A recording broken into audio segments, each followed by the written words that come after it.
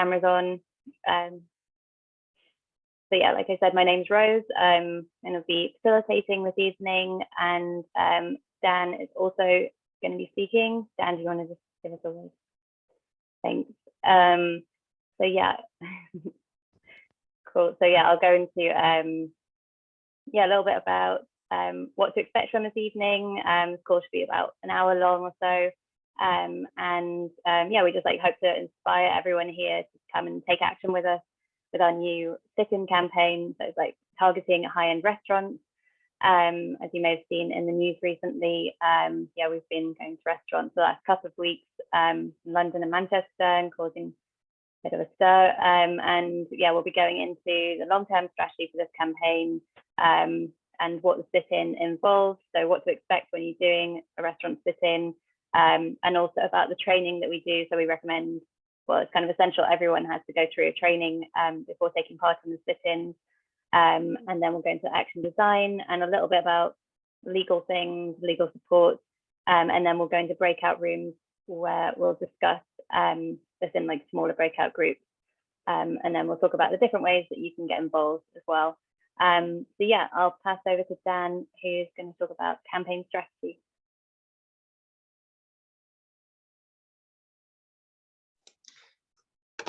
Okay, hi Rose, hi everyone. Lovely to see you all this evening. So yeah, okay, campaign strategy. So hopefully you're here because you've seen what we've been up to and you've been inspired. That's the hope.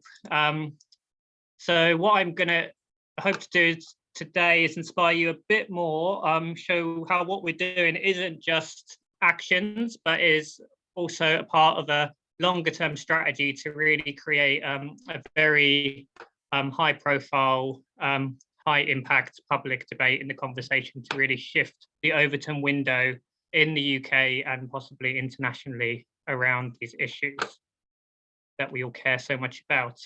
Starting screen share will stop other participants sound share. Yes.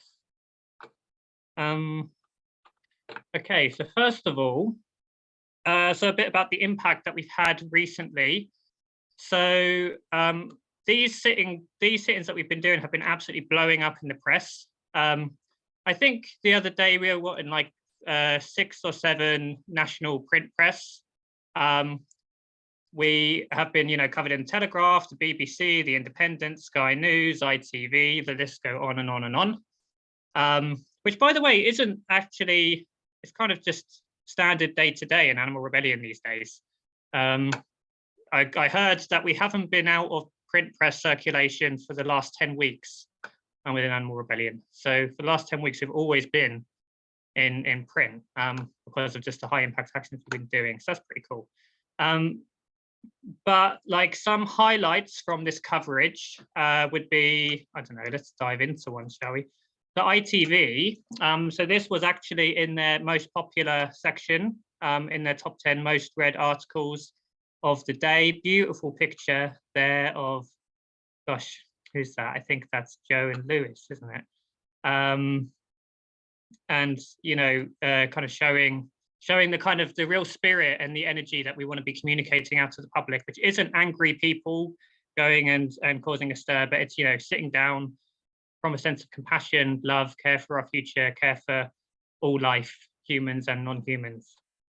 And, it's really putting out the message that we have a broken system, that we need to be supporting farmers and fishing communities in a transition to a plant-based food system, because of the massive climate benefits that would have, and also, of course, for the animals that we hold so dearly in our hearts. We're also targeting these high-end restaurants because of the galling inequality that they represent as well, and I think that they represent on so many levels so much that's wrong in our society, in politics, in economics, in the food that's served there, relationship to nature, and so on. But yeah, we're doing that really with this energy of love and compassion and peace at the heart of it. Other things that we've seen is we had a 1 hour long interview on LBC radio as a result of this action, where we really got to dig in to the reasons why we took it. And the one we did last week at Gordon Ramsay, that again just went all over the media and was like a top story in the Guardian and on the Daily Mail, for instance. So what's the strategy behind this? Can you still see I've changed it? Can you see that it's changed? No, I can just see the ITV News. Okay, all right. Let me share. So these sit-ins have been inspired by the Nashville lunch counter sit-ins in the American Civil Rights Movement, where a group of students, both white and black, went into segregated lunch counters in America. Basically, in these places, black people could buy food, but they weren't allowed to eat on the premises. So they had to go through the indignity of taking the food out and eating the food outside whilst all of the white patrons were able to sit in the restaurants and eat. So what these people did is they just decided to sit down and eat their food, and they would stay there all afternoon. The first time they did this, the restaurant kind of got confused and closed down. They didn't really know what to do about it. They knew that they didn't want black people in the restaurant because of the pervasive racism of the time. So the option they chose was to close down the restaurant. But then they went back week on week on week.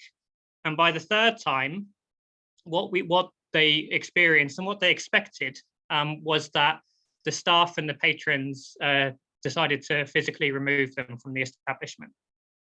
But they didn't only physically remove them, they also were quite aggressive with them as well, in terms of like pulling them off chairs and so on, shouting abuse, carrying them out and getting them arrested by police.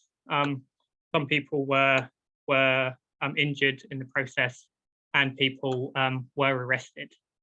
But what this did, what the scenes were of this kind of this happening from people who were sitting entirely peacefully in a place which was, at the time considered a highly disruptive place to be for them because it was breaking social norms, even though entirely justified that they were there. This caused like a massive public discussion, debate, and from many in the public outcry as well. So this really drove massive media attention, driving them up to be top story in the news at the time. And they continued going. Again, week after week, every Saturday, they went back, and with more numbers each time. So they started off at 3 restaurants, and then they were at 6 restaurants, and then they were sending people in wave after wave after wave to the same restaurants, and then they'd get removed, and then another batch would go in. And what this did is it really galvanized the movement. It led to massive marches of people in solidarity with the people who are putting their bodies on the line. Thousands of people coming out, large mass meetings in Nashville, people participating in many different ways, from picketing the downtown area to also like boycotting shopping in the downtown area of Nashville, and caused such a stir over about a 4-month period of time. This was a consistent story in the media for about 4 months, which eventually pressured the local council the local mayor to integrate the lunch counters. And this was the real beginning of desegregation in Nashville. So what we're trying to do basically is take inspiration from this movement and from the strategies that they used and apply them into our context. What we hope is that, or what we've experienced in our campaign, is that on the first time when we went to Gordon Ramsay, the exact same thing happened as what happened in Nashville, which is they got confused and they closed the restaurant. The second time we went, which was on Saturday, this last Saturday, we went to a restaurant in Manchester, Manor, and also in London, Salt Bay restaurant. And on one premises, people were arrested, and on another premises, people were just removed, very politely removed out of the restaurant and just carried very delicately by members of staff. Where people were arrested, the charges are minor. It's a charge of aggravated trespass, which usually sees people, I mean, Rose will be able to speak better to this, but a couple of £100 in terms of fines if it makes its way to court. Charges like this are often can often be dropped. And part of the reason we've selected these kind of actions is because we're also trying to creatively skirt around some of the increased repression that's being brought in, still being able to kind of engage people and mass mobilize people. And yeah, so what we're hoping is to just continue this on week after week after week. More people join every time, more of us go, creates more of a public discussion. Eventually, we start seeing the kind of scenes of frustration that we start seeing in the general public, which really ignites that public conversation, gets people talking about, you know, we don't like them, we don't like why we're there, but, you know, props to them, they keep on going back. We don't like why we're there, but why are they going? What is it that they're trying to get across, and really get that conversation happening and bring it to the forefront of people's consciousness, so they really start questioning where we're heading with a climate emergency and the way in which we treat animals. So yeah, we're going to be doing this throughout the winter. We'd love if you join us. Rose will speak more now about the way in which we design the actions and what we've got coming up, I believe. Yep, thank you, Dan.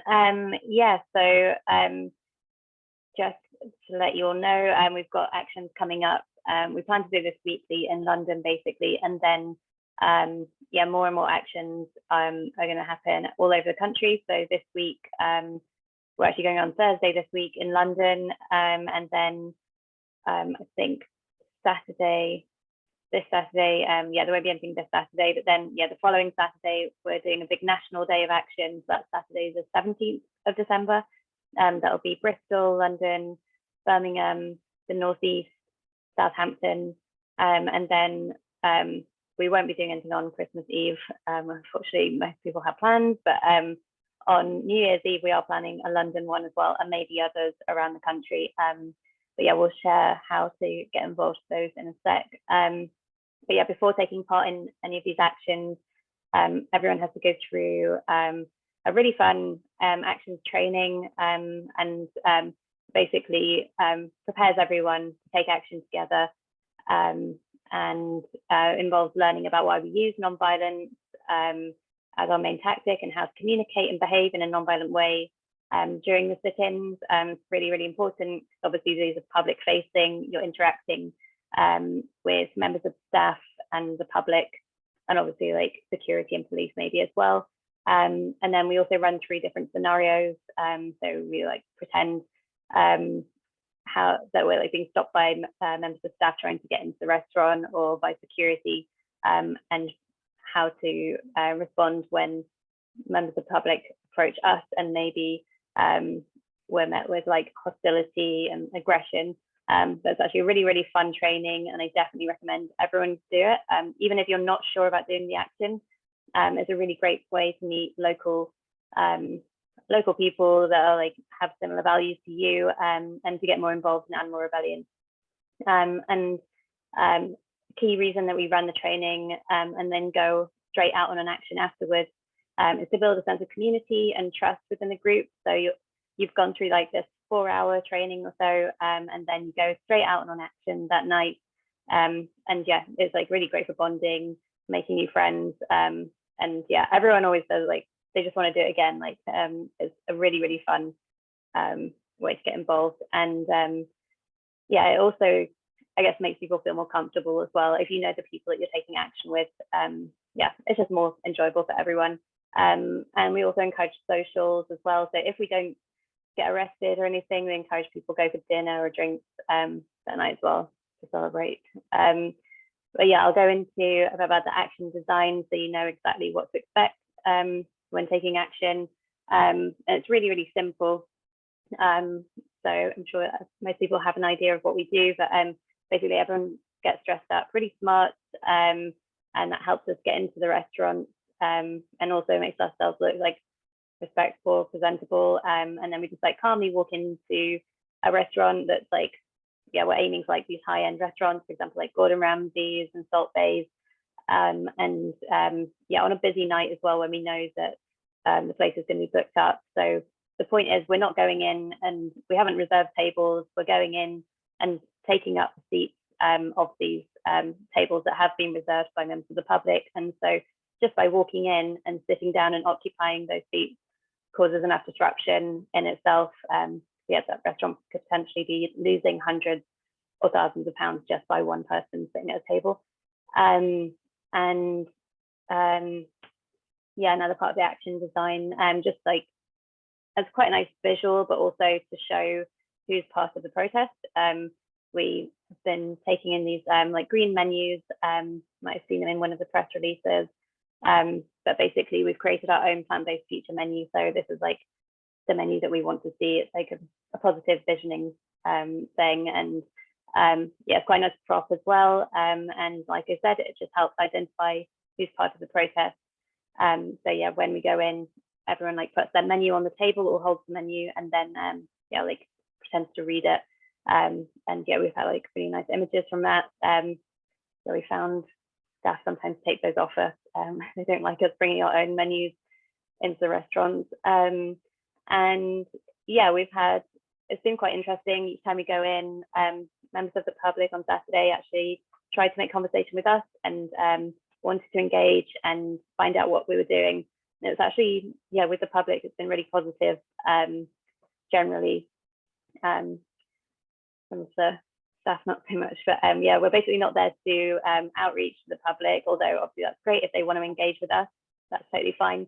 But yeah, that's I guess that's not our main thing. Like obviously we're trying to get press here as well, and but yeah, it's totally fine to engage in conversation. And in that training I mentioned, we go through messaging and what to say if yeah, if people want to engage with us. And but yeah, if it turns into like a heated debate, we want to avoid that. And like yeah, on Saturday I had to just like politely end the conversation with a member of staff because yeah, it wasn't going anywhere. And yeah, it was just like becoming a bit aggressive. So I was like, not really the point. So yeah, we can also have, yeah, when we're sitting in there, we like have conversations between ourselves as well, obviously being aware of like what we're saying and how we're presenting ourselves. So like we're not too loud or not laughing loads, that kind of thing. And we also have individuals, so protesters will take in like cameras or phones to film what's going on inside. Obviously, we need to get that footage out to media. So that's like a role that people can take on if they're up for doing that as well. And another thing to note is just being prepared to be sitting possibly for a few hours, although the first and second ones for us in London, they only last like 2 hours, and then 1 hour on Saturday. It was over really quick, but you could be sitting there for a few hours without being able to like eat or go to the toilet or anything like that. Could be, but yeah, for a winter action, I would say this is a very comfortable action, and we're just going in, sitting in fancy restaurants, and it is, yeah, pretty cozy. I really can't complain. It's better than locking on or gluing on to something on the road in this time of year. So yeah, it's honestly, yeah, it's an easy action to join. And yeah, I guess the action ends, well, it can end in a few ways. So most likely the restaurant will call the police, but yeah, whether the police actually interfere or do anything depends. Yeah, it depends on the night, and I guess maybe on like how busy they are as well, because yeah, we've seen different reactions at each restaurant we've been to. So like Dan said, on the first night at Gordon Ramsay's, police didn't really interfere. They came in, kind of had a look around, asked who was leading the protest, and then just walked out. And no arrests were made. The restaurant was closed early, so we were only in there for 2 hours, and then it closed. And so then we left, and obviously no arrests were made. And then the second time we went in London, security. So yeah, it was a mix of security and staff that took people out. It was quite interesting actually. So like security was two men that picked up. So like everyone refused to leave. So that meant they literally picked people up and took them outside. Yeah, they carried all the men out, and then me and Dora, who were the only women, got taken out by, well, I got carried out on a chair, which was very interesting. And yeah, Dora got carried out by the female, the waitresses, which you've probably seen in the news. So yeah, I feel like we can never plan for what's going to happen. Something always happens that we haven't planned for.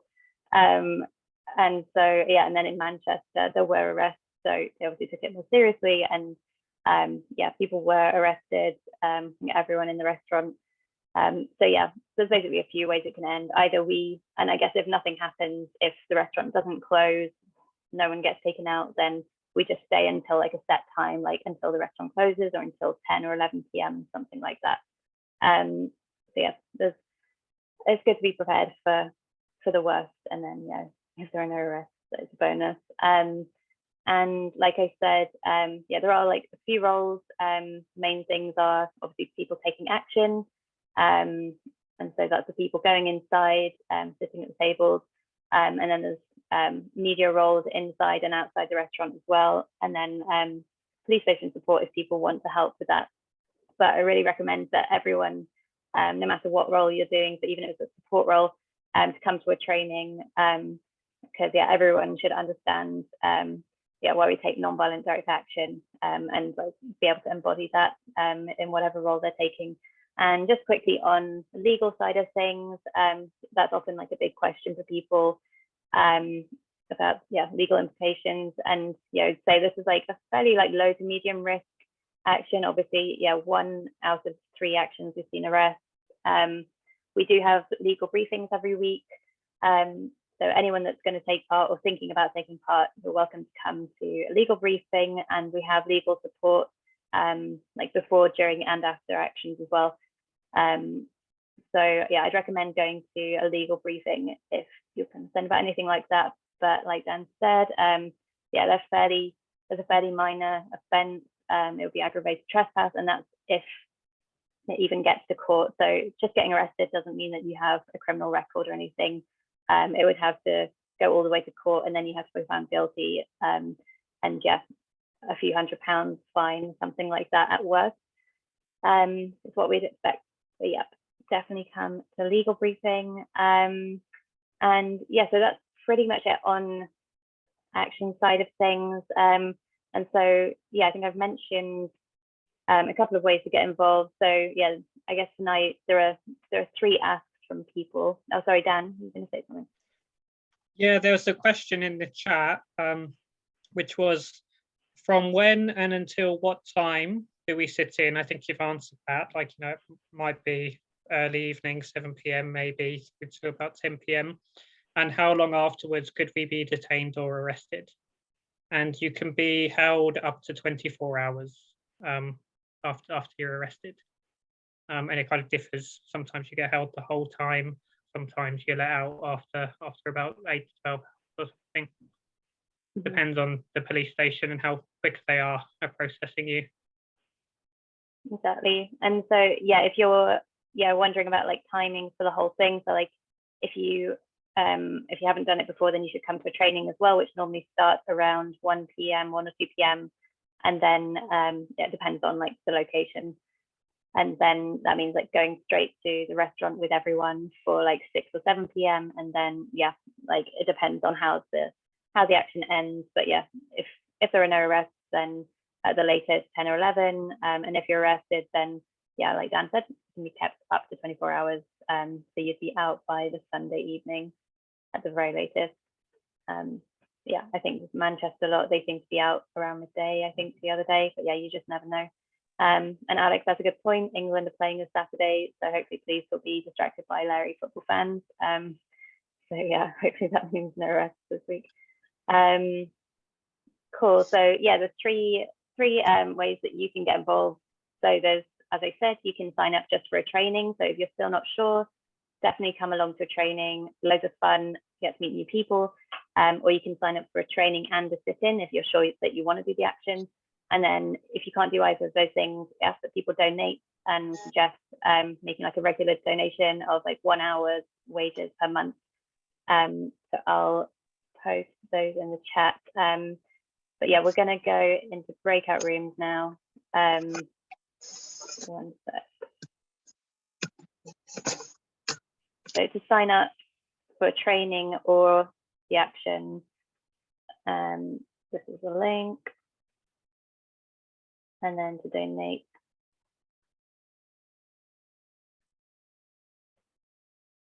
To donate, it's this one, but yeah, the facilitators in each room, each breakout room should repost those as well when you're in the room and give you some time to sign up if you want to.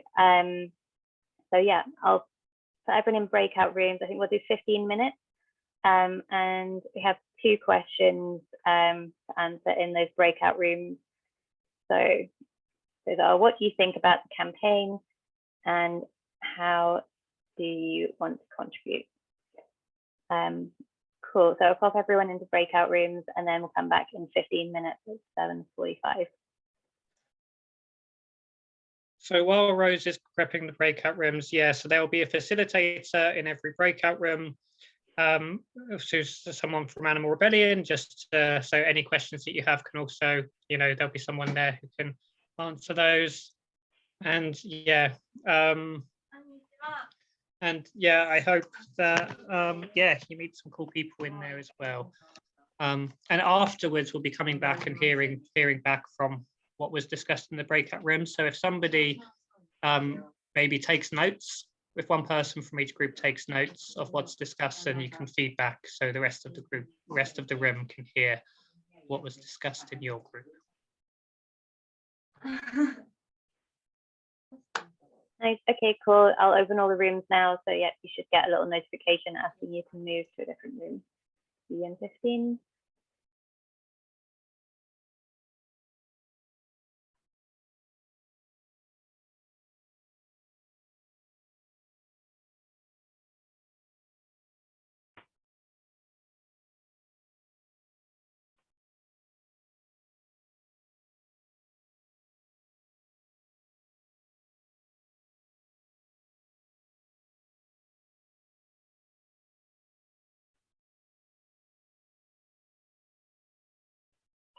Well, can everyone see the breakout rooms?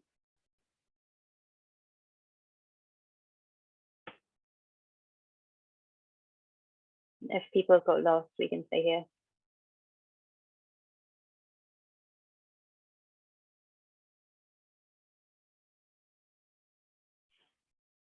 Cool. So I think that's everyone back now. It'd be great if we can hear from someone from each group, just like some feedback on what I guess generally thoughts of people from your breakout room on what they thought about the campaign, positive, negative, any other ideas, and whether people can contribute, whether that's taking action, joining a training, or donating. Does anyone want to volunteer to go first? And it doesn't have to be a facilitator, it can be like a note taker from the room, but I'm happy. Steve, if you want to go first. I thought I'd go first to break the ice a little. No one volunteered in my group to take notes, so I had to, I'm afraid, which isn't too bad, so I like taking this, as you know.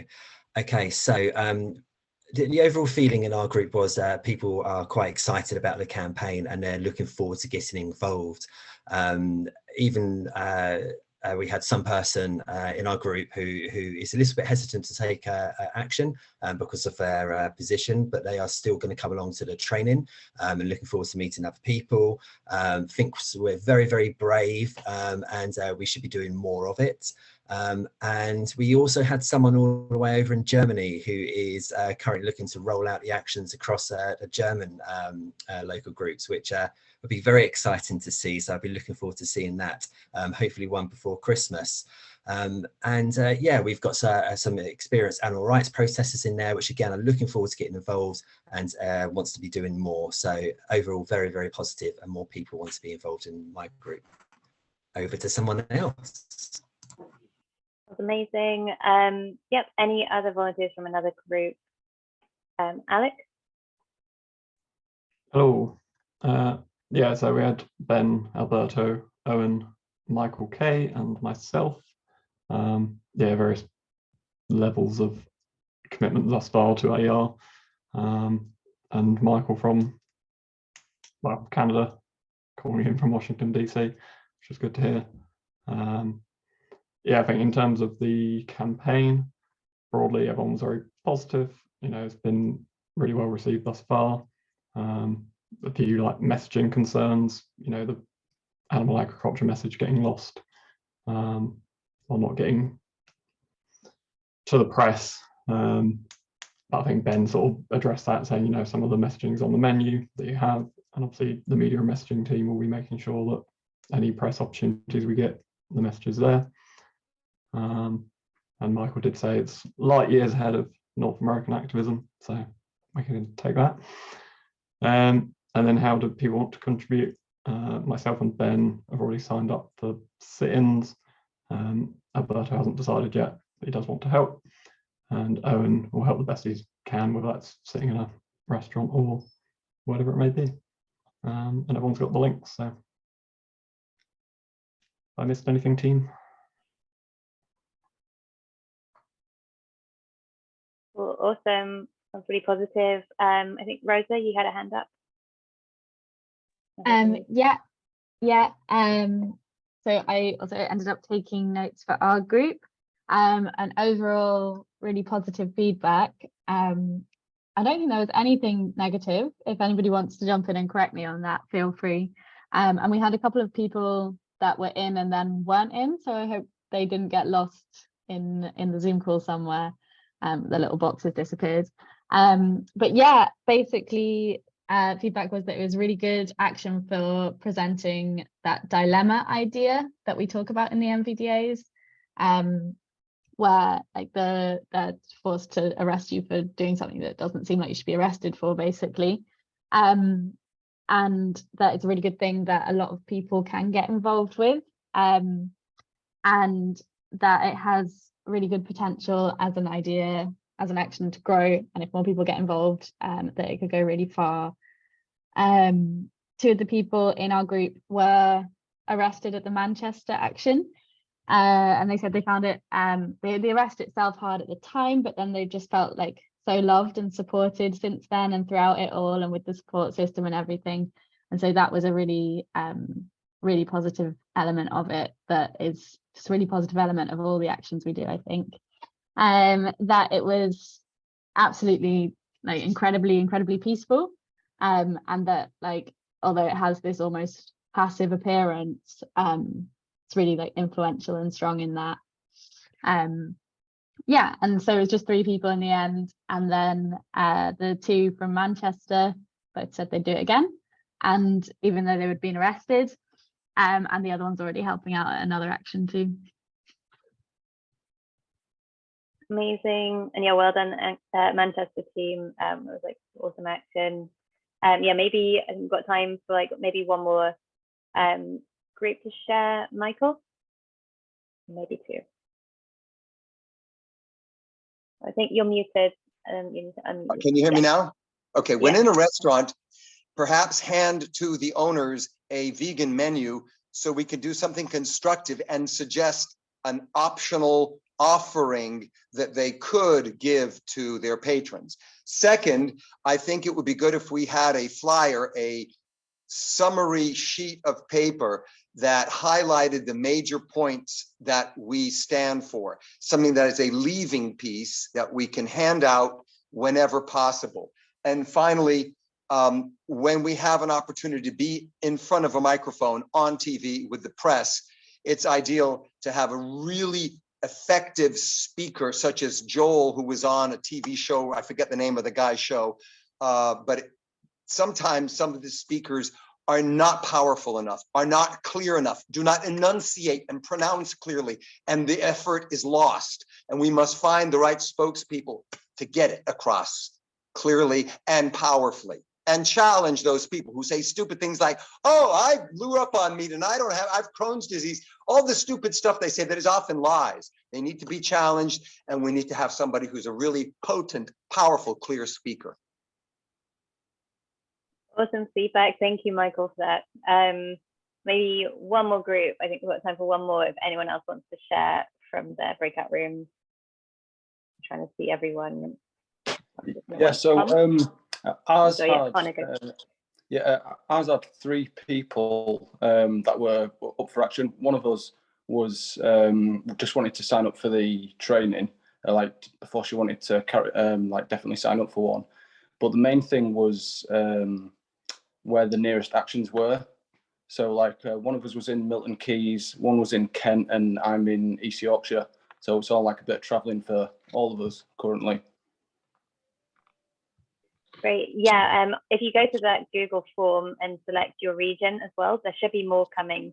So we're hoping to like have these all over the country. So yeah, definitely select which region you're in. But yeah, like I said, yeah, if you want to take part on the 17th, it might involve some traveling. So obviously there's only 5 going on, so that's Birmingham, London, Bristol, Southampton, and one in the northeast. So yeah, if you can't make it to one of those, so yeah, hopefully there will be another one coming your way. And this is something, like Dan said, it'll be going on for the next like 2-3 months. And yeah, like keep rolling out these sit-ins. So yeah, I think we're coming to the end of the talk now. And I'll just like yeah, give another reminder for those like 3 ways that you can get involved. So again, yeah, signing up just for that training, signing up for the training and the sit-in if you're definitely up for the action, or donating. And yeah, I'll post those links if people haven't had chance. I think people have been posting those links in the chat anyway. But yeah, otherwise, yeah, I hope to all see you all on the street soon. And thank you so much for joining this evening. So that's the donation link, the second one that I put there. Amazing. Thank you so much, everyone. Yeah, we'll end it there. And just to say, Connor, like, and others, if you've got to travel, come along to one, get involved, come to an NVDA, do it, and then bring it to your local area. Like, you know, we're a mass movement, and we'll, you know, we're all crew in this. So you know, we can create it ourselves, and we'll all support to be able to do that in your region as well. But yeah, so maybe travel once and then get it going. Like, lots of love to you all. Have a lovely evening. But anyway, if everyone wants to unmute and say bye and go out in a chorus. Bye. Bye. Bye. Thank you. Thank you. Bye. Very good. Bye. Bye. Bye. Au revoir. Bye. Bye. Bye. Well, and any facilitators, please stay on.